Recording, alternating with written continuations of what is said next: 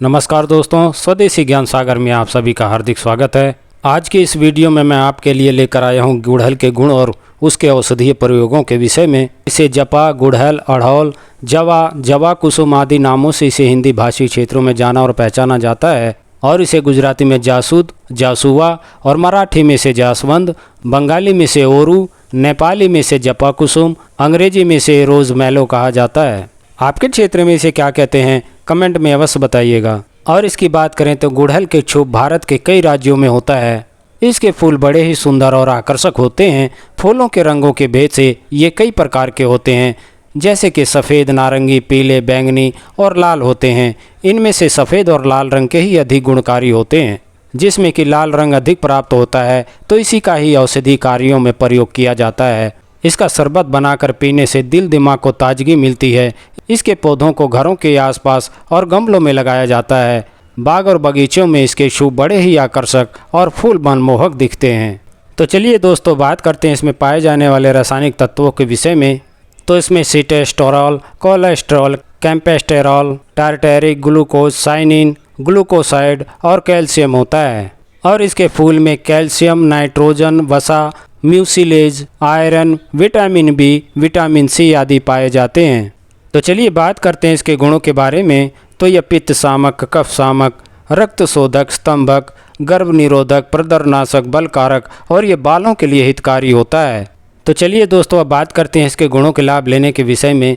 तो सबसे पहले मैं यहाँ पर खांसी के विषय में कहना चाहूँगा। तो खांसी की शिकायत हो जाने पर आप जो है इसकी जड़ को ले करके और इसका काढ़ा बना करके आप जो है 10 से 20 या 30 ग्राम की मात्रा में अपनी आवश्यकता के अनुसार इसमें शहद मिला करके आप इसको पीते हैं तो इसके पीने से जो खांसी की शिकायत होती है उसमें बहुत ही अच्छा लाभ होता है। तो चलिए अब बात करते हैं गले की सूजन के विषय में। तो गले की सूजन में जैसे कि बलगम की वजह से यह सब दिक्कतें और परेशानियां शुरू हो जाती हैं, तो उसमें जो है आप इसके फूलों को लेकर के और इसका काढ़ा तैयार करें और इसके काढ़े को 15 से 30 ग्राम की मात्रा में ले करके आप इसका सेवन करते हैं तो इसका सेवन करने से जो सांस की नली की सूजन होती है उसमें बहुत ही अच्छा लाभ होता है। तो चलिए अब बात करते हैं दस्त के विषय में। तो दस्त की शिकायत होने पर आप जो है 5 से 10 ग्राम की मात्रा में गुड़हल के पत्तों का रस निकाल करके और इसका आप सेवन करते हैं तो इसका सेवन करने से जो दस्त की शिकायत होती है वो मिटती है और साथ में जो पेट दर्द की भी शिकायत होती है उसमें भी बहुत ही अच्छा आराम होता है। तो चलिए आगे बढ़ते हुए बात करते हैं खूनी दस्त के विषय में। तो खूनी दस्त की शिकायत हो जाने पर आप जो है गुड़हल की कलियों को ले करके और इसे आप घी के साथ भून करके और उसमें मिश्री मिलाकर और नाक केसर मिला करके सुबह शाम इसका नियमित रूप से सेवन करते हैं तो इसका सेवन करने से जो खूनी दस्त की शिकायत होती है उसमें बहुत ही अच्छा लाभ होता है और साथ में जो बवासीर की भी शिकायत होती है उसमें भी बहुत ही अच्छा लाभ होता है। तो चलिए अब बात करते हैं परदर रोग के विषय में। तो परदर रोग की शिकायत में आप जो है 10 से 12 इसके फूलों की कलियों को ले करके और इसे दूध के साथ पीस करके और इसका सेवन करते हैं तो इसका सेवन करने से परदर रोग में बहुत ही अच्छा आराम होता है। और साथ में भोजन के रूप में आप दूध का ही प्रयोग करें तो कुछ दिन तक इसका नियमित रूप से प्रयोग करने से परदर रोग में बहुत ही अच्छा आराम होता है और वह मिट जाता है। तो चलिए चर्चा को आगे बढ़ाते हुए बात करते हैं पौरुष बल बढ़ाने के विषय में। तो पौरुष बल बढ़ाने के लिए आप जो है इसके फूलों को ले करके और इन्हें छाया में सुखा लें। छाया में सुखाने के बाद में आप इसका बारीक चूर्ण कर लें और इसका चूर्ण करने के बाद में इसी के बराबर आप जो है खांड मिला लें और खांड मिलाने के बाद में 6 ग्राम की मात्रा में 40 दिनों तक आप इसका प्रयोग करते हैं तो इसका प्रयोग करने से पौरुष बल में वृद्धि होती है। तो चलिए बात करते हैं गंजेपन की शिकायत होने पर इसके प्रयोग के विषय में।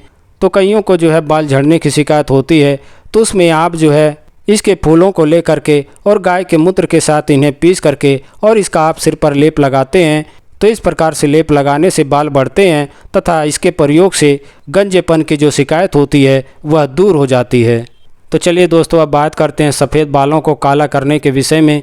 तो सफ़ेद बालों को काला करने के लिए जैसे कि इस समय बाल सफ़ेद होने की शिकायत हो जाती है या पहले से सफ़ेद हों तो उनको काला करने के लिए आप जो है इसके फूलों को ले करके और इसी के बराबर आप भृंगराज को भी ले लें और इन दोनों को आपस में मिला करके इन्हें कूट पीस करके आप लोहे के पात्र में इसे डाल दें और डालने के बाद में इसमें भेड़ का भी दूध मिला लें। भेड़ का दूध मिलाने के बाद जो लोहे का पात्र है उसका मुख बंद कर दें और गड्ढा खोद करके इसे ज़मीन में गाड़ दें। ज़मीन में गाड़ने के बाद में इसे 7 दिन के बाद निकालें और निकालने के बाद में जो इसके अंदर जो सामग्री है उसके साथ आप भृंगराज को अलग से ला करके और उसे कूट पीस करके उसका रस निकाल करके और इसी के साथ मिला करके और फेंट करके आप इसका लेप बालों में लगाते हैं तो इसका नियमित रूप से इसी तरह प्रयोग करने से जो सफ़ेद हुए बाल होते हैं वह काले हो जाते हैं।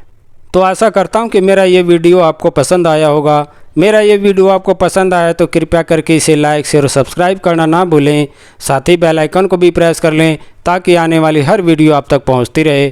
तो आपके स्वास्थ्य की कामना के साथ अब मैं आपसे विदा चाहूँगा। नमस्कार, जय हिंद, जय भारत।